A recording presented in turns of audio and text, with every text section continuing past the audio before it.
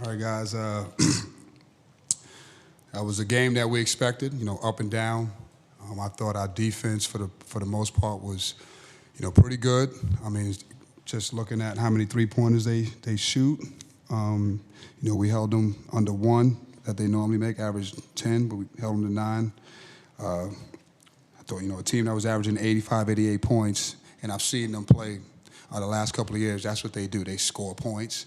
For our defense to, hold them to 70, right at 70. In the last couple of possessions, we just fell asleep. But this is a good offensive team. But I was proud of our guys because it got close, and they buckled down, and we got some big stops when we needed to, and then we made some big baskets when we needed to. I thought everyone that stepped into the game today contributed. Thought Quadia Copeland had some big free throws at the end. Thought J.J. Stalling hit a big-time shot, even though he wasn't playing well for most of the game offensively. I thought that was a big-time shot, and obviously Judah, he led the charge. And so Malik Brown, I thought everyone that stepped into this game, Kyle Cuff just gave great effort. That's a hard team to play, experienced team. So I was just proud of our guys. They really stuck with it, and it could have turned out differently, but they didn't. So, that's just things that we got to keep building on. Our defense is improving. Again, offensively, they switched things up. We had to try to figure some things out. And then when Judah went out, obviously he's a key to what we do. We kind of got out of sorts, and J.J. wasn't, playing particularly well, finishing around the basket. So when he made his drives, but he has to stay aggressive. We need him to be aggressive. And I thought JT made some big drives late, and Chris Bell, he made some big threes in the second half. Just got ran out a little gas at the end. But, we can't play against a team like this when you're tired because they're very good in their condition. They've subbing constantly. So, we had to make that adjustment. And I thought Quadia came in for defensive adjustments at the end, and I thought that worked out for us. Questions? Red, how come we didn't see Benny Williams tonight? Tonight I just played the guys that I thought could help us. At this game. This is a particularly hard game, so I just played the guys that I thought could help us win. Adrian, how the emergence of Judah and his three-point shooting, how much does that help you just to have another guy out there who can make that shot? It's big time. Again, that's something that we have not done well, and the games that we have shot the ball well, we've won, from the three-point line. So three-point shooting is important, but we can score in other ways. But when he's making his shots, he's really tough to guard. How well do you think you managed Judah's minutes when he came back in the last few minutes? The game got really, really tight right then. I was just trying to get to that 4-minute mark. I knew that if I'd have put him in any early, I don't know if he would have, finished the game. And we needed him to finish the game. I knew once he got into the 4-minute mark that he could play 4 minutes without fouling. And we switched up our defensive coverages, and that's what kind of got us into foul trouble. We mixed up some of the stuff that we were supposed to do, and they took advantage of it. Adrian, when Cornell is getting back into it and it's getting tighter, you call a timeout. What do you do or say to your kids to make sure that they're not getting tight? Well, I don't think this group gets tight, to be honest with you. But I know we were trying to catch the rhythm offensively. We couldn't really catch the rhythm. Especially with their switching defenses. So I wanted to kind of settle them down and really just concentrate on defense, talk about defense, get them some rest, because I thought that we would get a good shot no matter what. The shots that we take, it was really about not letting them get threes and trying to, reiterate, pressuring the ball, not letting them make easy passes.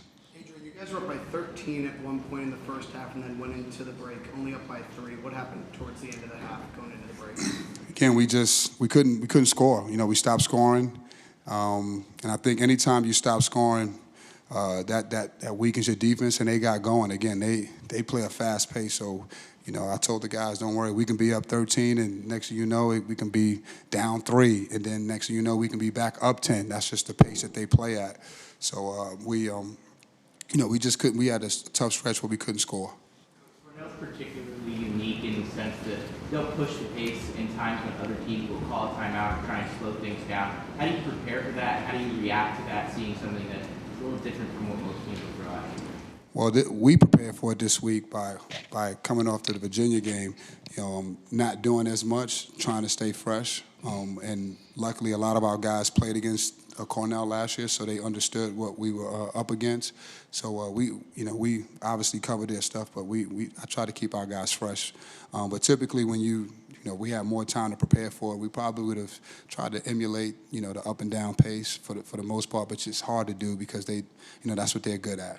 Adrian, what went in the decision to go with Copeland at the end of the game? Our defense. I thought, once we had Judah back in the game, and Malik was on the boards, and JT made looked like he was getting to the basket and getting his shots up. I just thought we needed another defender out there at that time, and so, I kind of went with that. Coach, Judah's been really vocal about working on his outside shot throughout the offseason. Was this the kind of performance that you saw coming sometime down the line? I think, he's worked extremely hard over the summer, and he still continues to work. For him, him getting it going today, we've seen that before. He's been in practice. He's had stretches of, days or weeks where he's making shots. I think today was the first day that, first game that you guys witnessed it, and we needed it. So, but no, he's improved. He steadily improves every game. I think in certain little areas that may not show up in the stat sheet.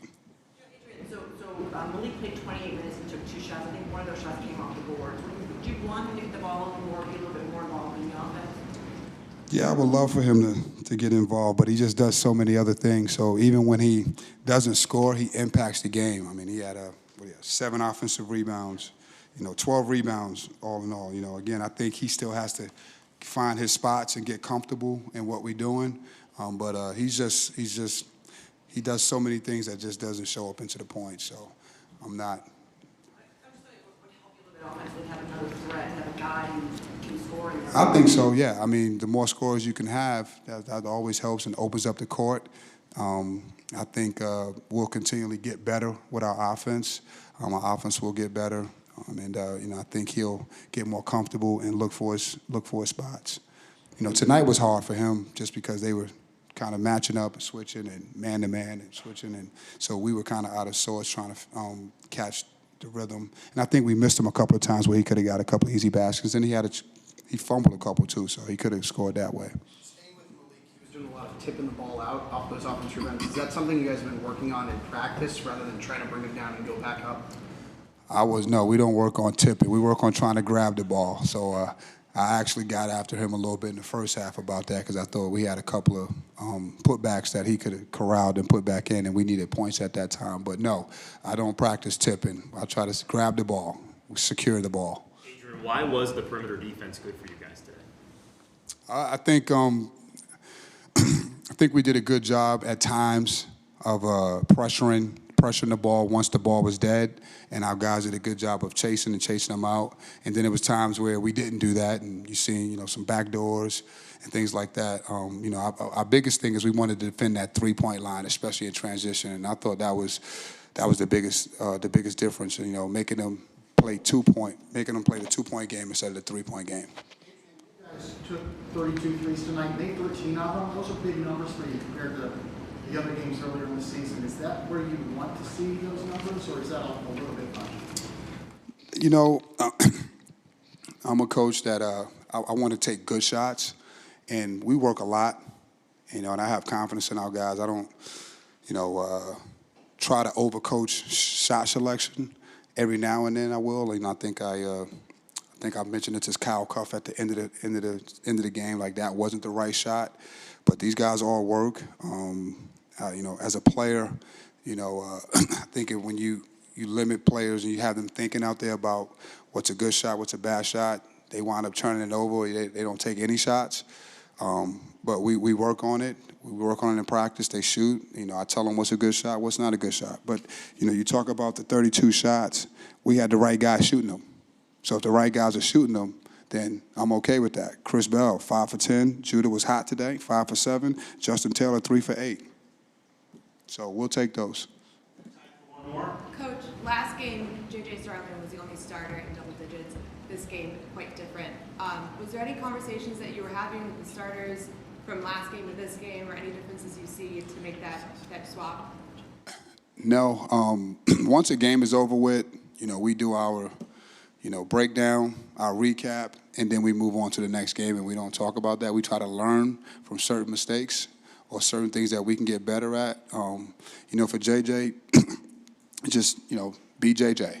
Keep playing. Don't worry about it. No one is perfect. No one plays 30 great games, all right? But, again, tonight I thought he made a big-time shot. He doesn't make that shot, this game could be different. So, I think that's what really good players do, and he's a really good player, and that was a big-time shot. So we needed it.